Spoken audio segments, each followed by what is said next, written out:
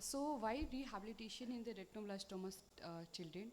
Basically, it's a need of continuation of care, especially for the visual and processes part after taking care of the tumor activity.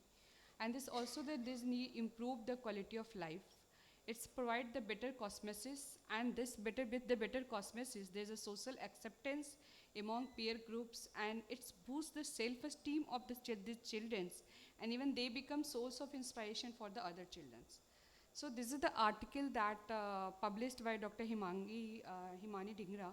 Our hospital is also part of this studies, and in this study, what we found that the most important factors that is affecting the quality of life in these retinoblastoma survivors is like the visual impairment and inoculation surgeries after the disease. So the rehabilitation part actually, there's a two aspects of this part. There's the processes rehabilitation and the visual rehabilitation. So this is a multidisciplinary approach that need for the visual and processes rehabilitation of the retinoblastoma children. So coming to the processes rehabilitation, the prosthesis fitting, there is some specific consideration when you are talking about the prosthesis in the retinoblastoma children, because the prosthesis fitting is required early in retinoblastoma children to prevent the orbital bone growth retardation.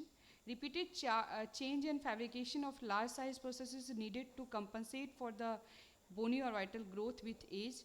Postoperative, any adjuvant radiation to the orbit cause socket contracture, and that can make prosthesis fitting difficult in the children receiving this radiation.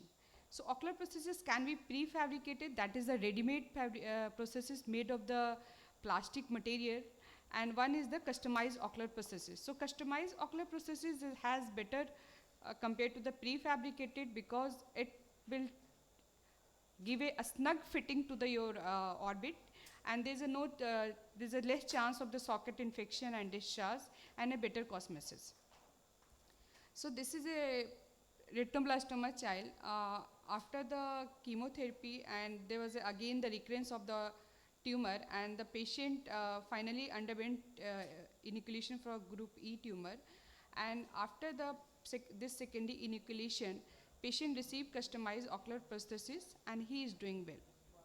Secondly, for the prosthesis rehabilitation, this is the child presented to us with the post-inoculation socket syndrome, and she's 8-year-old RV survival, and when you see there's a recent also the implant extrusion is there, and there's a lower fornix selving with the volume loss, and this patient has received the just fornix from implant, PMMA implant with fornix formation suture, and now the child has the stable COP. So basically, this is also another lady, she is also 25 years old lady with the RV survivals and had the similar post-inoculation syndrome. And in this patient, sometimes the imaging is important to see that what is the volume there, and also to see that any, in the earliest phase, the recurrence also. So imaging has a role in that. So this patient underwent the dermis fat graft, and you can see in the healing phase that the dermis graft fat is well taken except in the center part, and the patient is still under the treatment. So it's a DFG is not, it's like without complication, it carries some complication. There's a chances of graft melting, there's a chances of infection, and also there's a chances of this, the fat atrophy, and along with that, this hair growth, if that epidermal part has left with the graft. So this is the child with the 12-year-old retinoblastoma survival, and this already I have shown in the earlier session. So she has basically the dry socket post-irradiation, and this patient is managed by the surface management with MMG because implant is already there.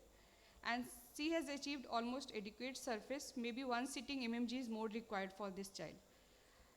As sir told that now we are doing extended inoculation at the place of exentation with the advent of the multimodal management of orbital retinoblastoma, but still in some children when there's after chemotherapy, if still there's the orbital tissue has that active and then the child needs this eyelid sparing exentation. And in this case, the exentation process is required. It could be the glue assisted and a spectacle mounted. And there's also need of this education about the processes care education. The many time these children's, the parents are like not keeping regular follow-up for this processes, and they don't want to clean the processes. They are afraid of removal of processes. So you have to basically educate them about the removal technique and cleaning instruction with the periodic cleaning with the soap water and the polishing at the every 6 months, and the regular follow-up with the oculist. And at every follow-up, this child should be seen by the treating oculoplasty surgeon also to see the any early tumor recurrence in these cases.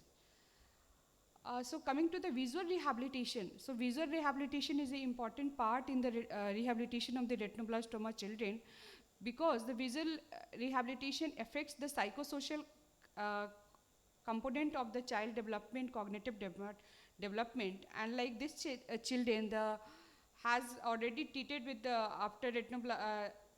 treated with the chemotherapy and radiation, but chemotherapy with the TTT, but the child has the macular tumor. So the vision is very less in this patient, in this eye. In the other eye, there is a diffuse RPA atrophy with the flat scar, and again the vision is the hand movements. So these children need basically the low vision therapy for the visual rehabilitation. So other thing is that there's a need of occlusion therapy for the vestibular deprivation amblyopia.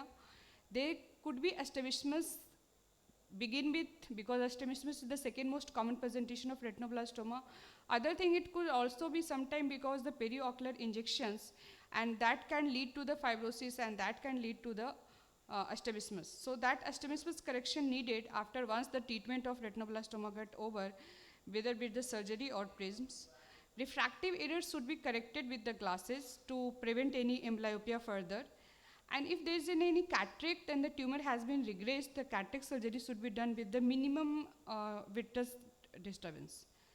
So low vision therapy again includes the optical devices, non-optical devices, and the smart vision glasses.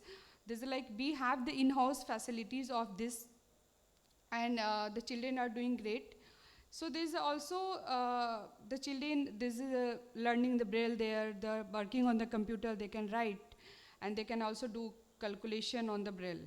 So, and they can come into the mainstream of the learning education system. So there's also recently there's a smart vision glasses is there that has basically the inbuilt camera in that, and on the left arm of that there's a braille coded switch are there that can basically tells about the things around the walking direction, the picture, they can also restore the memory of the person, that person, or can take the pictures of that, and helps in the reading and all. There are the several, so she is like Priti Monga, the founder and CEO of Silver Linings. She is herself a blind, and she is the author of the books like The Flight Without Sight, and she is like the main workings this motto that to basically to empower all these the childrens, and these all the organization helping the children. So we should just send to the children there for rehabilitation. After the visual and prosthetic rehabilitation, there is also need of the social rehabilitation. So this child underwent enucleation, has artificial eye in another eye, but doing well in the class, even getting the certification of achievement. So this kind of rehabilitation what we need for our RB survivors. She is a stage 4, she is a like girl having a stage 4 disease. I don't know whether she is going to survive or not, but we should do all the things that can bring a smiles on her face. That's matter most. So we should take the place that let's bridge the gap in the care of the children, and should hold the hand of these children till they get final rehabilitation and till the end of their life.